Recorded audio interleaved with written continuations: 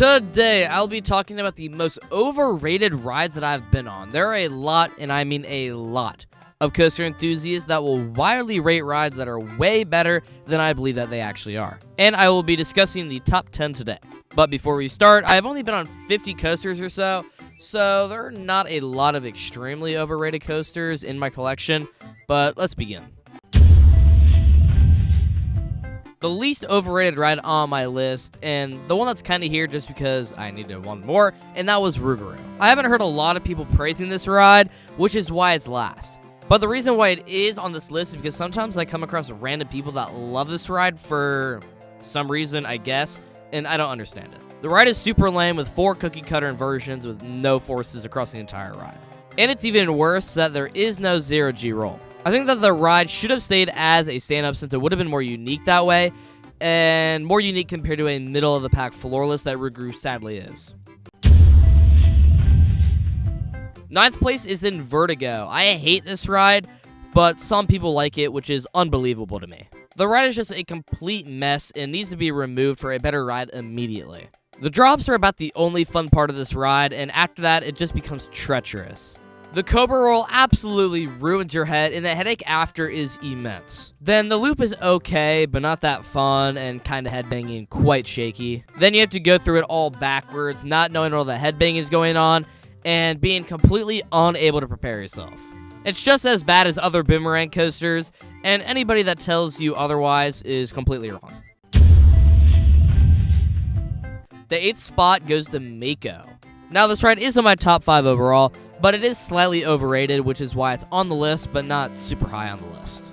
The first half is great with many airtime hills that have amazing and very quality floater airtime. But the thing is, it only has 4 airtime hills, so compared to many other hypers, I just think that it can't be better, since the quality of the airtime might be slightly better, but it just doesn't have the amount of moments.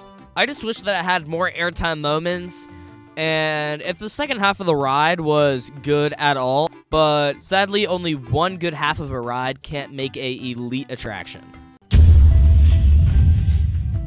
Next up is the Incredible Hulk. This ride is so hit or miss for me. I understand why people like it since it's super intense, but it's only that for about half a ride. The other half is boring and not special at all, so it makes the ride a little bit less enjoyable overall. Also, sometimes it's super smooth, while other times it's super shaky and headbangy. It just kind of depends on the day. A little bit of a hot take for me, but when they were rebuilding the Hulk, I think that they should have gone with the vest restraints instead of the OGs, because the OG kind of just, it's okay, but it's nothing special like some people make it out to be, and the vest would just completely remove all headbanging, which is phenomenal, and there's no airtime on this ride, so it's not like it's restricting airtime at all either. But that first half is really good, but the hit-or-miss nature of the roughness of the ride is really underwhelming, and the second half is just not good at all. The ride that lands at number 6 may make a lot of you guys very upset, but it is the Beast. I understand that it is legendary, the longest wooden coaster in the world, and beloved by almost everybody, but I do think that compared to rides today, it's just not good and just not comparable at all. Yes, it is very long, and that's a plus, but a lot of that track you aren't doing a whole lot, like it's just straight track or forceless turns that aren't that fun. Now, if you like traveling through the woods, then you will like this ride a lot, but the course that it has is just so boring and lame. The ending is very fun, but the first 3/4 of a ride is not that good and just can't stack up to modern day coasters. The first in the top 5 is Banshee. A ride from Kings Island that is slightly overrated in my mind. It's because some people say that it's a top 2 to 3 invert, which might be the case, but I've been on Raptor at Cedar Point, and that one is worlds better. And for some reason, my friends love this ride and think that it's a top 3 ride in the park, which it's just not. I love the very unique layout that they gave this ride. I just think that it's very cool to see different elements on an invert. And personally, I don't hate the vests. I don't think they're a problem for me. It's just that even though it's only 10 years old or so, it's rough. Like, even rougher than Raptor, which is 20 years older, which is kind of a problem.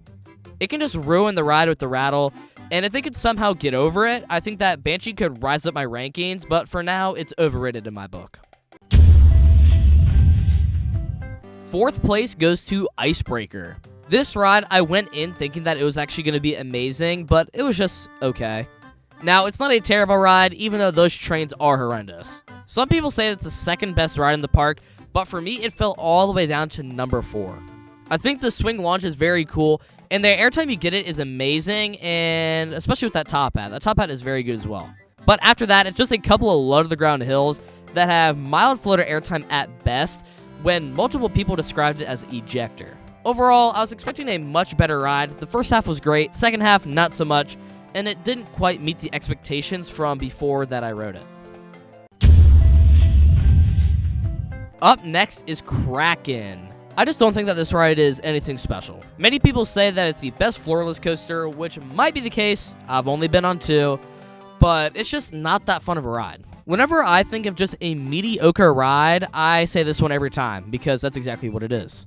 And that's because it has no flair or nothing. It's just a ride of 7 and boring inversions that are all cookie-cutter elements. And those inversions aren't even really good either, most of them being completely forceless, with the only moment which I remember being good was the straight drop, which had solid airtime for a floorless, and the solid 0G roll. Just such a basic ride, and nowhere near an elite level looper that I kind of came in expecting, and it was kind of shaky, because it's kind of old too. The second overall spot goes to Magnum XL-200. Now, this might just be my friends, because they love this ride to death, which I don't even understand. They think it's top 5 in the park, which is insane. It's definitely not. For me, it's just hit or miss. Some rides are god-awful, with the horrible transitions and the final hills just being too much. But on the other hand, I do get rides from time to time where the transitions don't feel that bad, and the final hills are very, very fun, enjoyable, and have great airtime. Also, that big metal bar that they like to call a restraint is awful. It's so bad. It allows for no room. The airtime can actually hurt your thighs so much, which on a roller coaster, I'm not trying to experience pain. It's definitely influential and formed many other great coasters we know and love today, but it's just not that good of a ride anymore. Number 1 is easily Mystic Timbers. Now, it is one of my favorite coasters that I've ridden, and is a good ride, but some people hype this up to be one of the best coasters in the world, which it's just not. I personally have it at number 11 on my list, but some people have it top 10 overall, which I don't understand, because many people like Coaster Studios, who have easily ridden hundreds of roller coasters, having it in their top 10 makes no sense. It has some good pops of floater airtime across the course. Some swear it's ejector, but it's not. And the laterals are very powerful, but laterals aren't my favorite force on roller coasters, so that's never been a real draw to me. It's just nothing that makes the ride better for me. Also, their restraints are good, but not great when some say that it's a top 5 coaster restraint in the game.